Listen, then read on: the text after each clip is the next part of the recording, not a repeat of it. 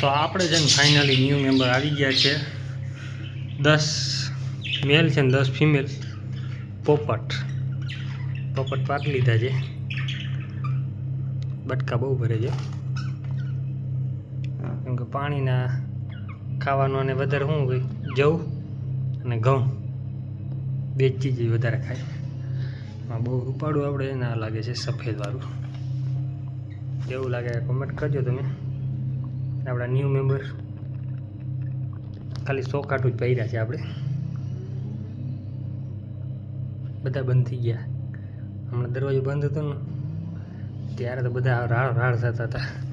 અને અહીંયા છે ને 2-3 બચ્ચા છે નાના માળામાં.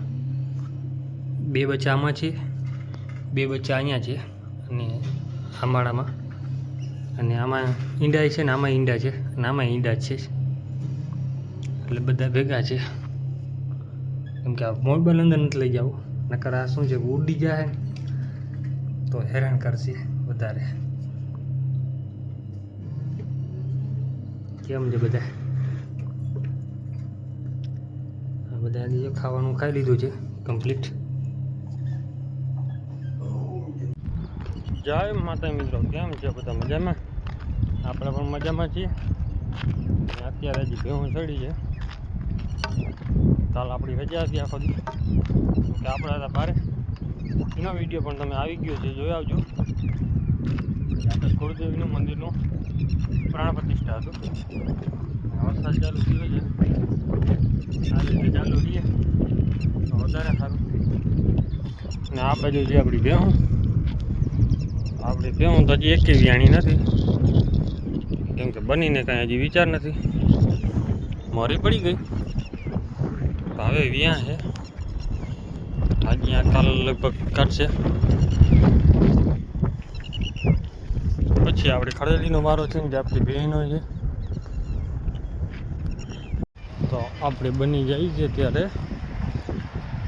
જેવું નમણું હોય ને પાછા ચડાવી જાય છે. આવું કમ્પ્લીટલી ઉતારી લીધું છે, અડરે બનાવી લીધું. આવી રીતે જ રખડા રાખે છે. છેરો ચાલુ થયો છે એટલે 90% ગેરંટી સાથે તમને કહું કે પાડો દે છે. કેમ કે છેરો હોય ને એટલે પાડાની આશા હોય જ. અમુક માલની છેરો હોય ને અમુક ટાઈમે જ આવે. નકર 3-4 દી પહેલાં જ અમુક હોય ને છેરો ચાલુ થઈ જાય.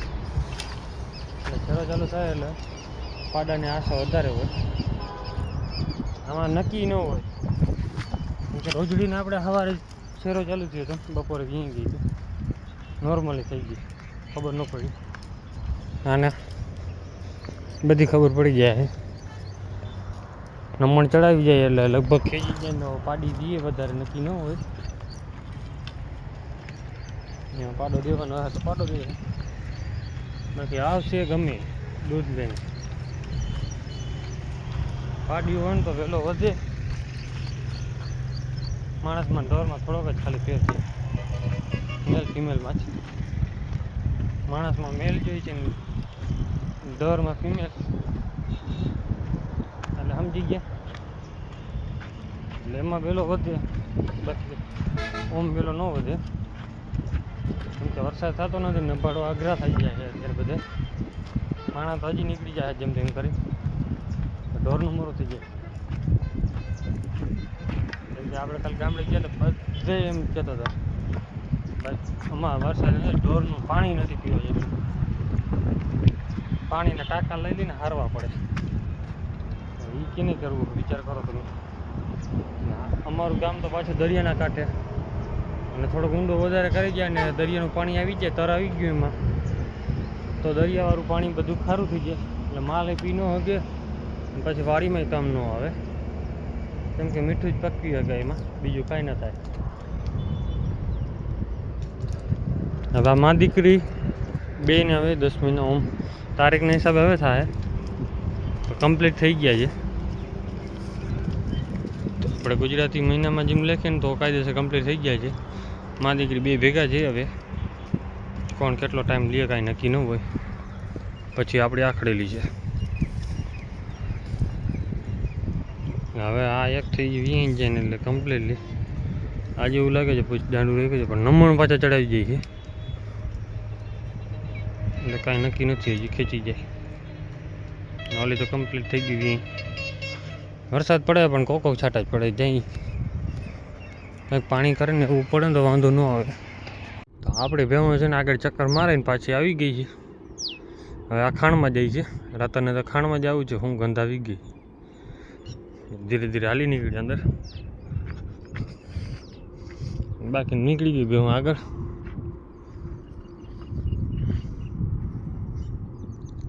રતન પાછી ભાગી નીકળશે, કેમ કે આગળ આ પાંખ કાઢી લીધા છે.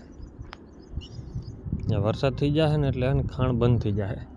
જ્યાં ધૂળના ઢગલા કરેલા દેખાય છે ને બધા ધૂળના ઢગલા અંદર જશે, કેમ કે આ બધું પાણી ધોવાઈને આવશે એટલે આ પાણી બધું અંદર વહી જશે. નદીમાં પૂર આવશે ને એટલે અડધું ધોવાઈને જાય ને અડધું પૂરમાં વહી જાય. પાણકા જોઈ લો, ડમ્ફરમાં એક જ માનવું પડે. એ પણ આમ ઈટાજી વાળાને દમ હોય તો, કેમ કે આ બધા મોટા મોટા પથ્થર છે ને એ હજી એક ફેરા કટિંગ કરશે એમાંથી ને એમાંથી પછી જાહે કટિંગ આપણે દરિયા કાંઠે જેટીએ, કેમ કે એમાં હજી પથ્થર પડ્યા હોય ને બધા ભેગા કરીને દરિયાના કાંઠા પર નાખતા હોય. મોજા વધારે આવતા હોય ને એના હિસાબે અહીંયા રાખી આગે. હજી અંદર કરવાના હતા પણ હવે થાય નહીં, કેમ કે હિટાજી કાલનું ખોટકાઈ ગયું છે. અત્યારે હું રખડાવશું ઘડીક, જાય ધીરે ધીરે આ બાજુ. આપણી આ નદીમાં છે ને પાણી ખૂટે જ નહીં, 12 માસ પાણી ભર્યું જ રહીએ. ને તે જો ભેહું બધી ચક્કર મારતી મારતી આપણે ઘૂમરો મારીને આવી ગયા. આ બાજુ જવું છે. અડધી આ હેડા પર ચડી જાય ને બધી સર્વિસ કરવાવાળાની છે, કેમ કે બધી સર્વિસ કરવી જ પડે, કેમ કે આ બાજુ શોર્ટ રાખેલી પડી. હવે ધીરે ધીરે બધા આવે છે. આપણે હાકી હાકીને થાય કે નડે ક્યાં જાવ, ગારો આવી જાય ને વચ્ચેમાં. હેડા પર એવો ગારો છે, અડધે સુધી ચડી જાવ, અડધે પછી પાણીમાં જ ઉતરવું પડે ફરજિયાત. એમાંય ગારો જ છે. આ તો ટેણીયા બેણીયા બધા ભેગા જ છે. આ બધા જો હેકી ગયા હવે ટેણીયા.